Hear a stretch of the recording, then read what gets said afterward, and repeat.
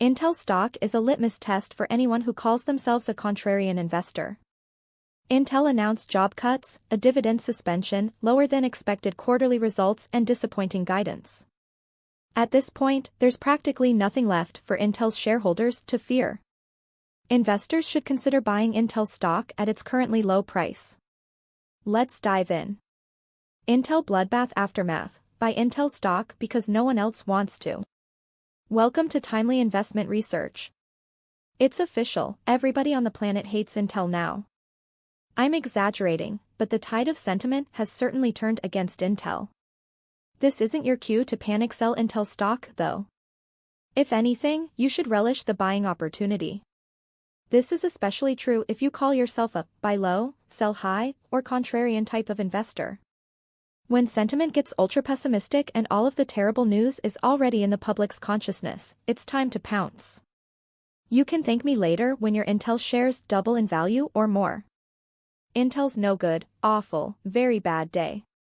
It was quite a spectacle when Intel stock plunged 20% to 30% on August 2nd. Perusing the usual financial message boards, I actually spotted people predicting that Intel will go bankrupt soon. Of course, that won't happen. However, one can understand the public's consternation. First of all, on August 1st, Intel announced that it's suspending its dividend, starting in 2024's fourth quarter. Second, Intel disclosed its plans to eliminate 15% of the company's workforce. If Intel employs approximately 110,000 people, then 15% of that would be 16,000 to 17,000 laid-off workers. Next, Intel reported second quarter 2024 adjusted earnings of 2 cents per share and revenue of $12.8 billion. The revenue result wasn't terrible, since Wall Street predicted $12.9 billion. However, analysts also expected earnings of 10 cents per share, so Intel's bottom-line result was a wide miss. And in case all of that weren't bad enough, Intel guided for current quarter revenue of $12.5 billion to $13.5 billion, a range that falls short of Wall Street's consensus call for $14.4 billion. We've heard this story before. Let's rewind to late 2022 and early 2023 for a moment. The message board gurus mocked Intel because the company had lost market share to advanced micro devices. People often joked about AMD eating Intel's lunch.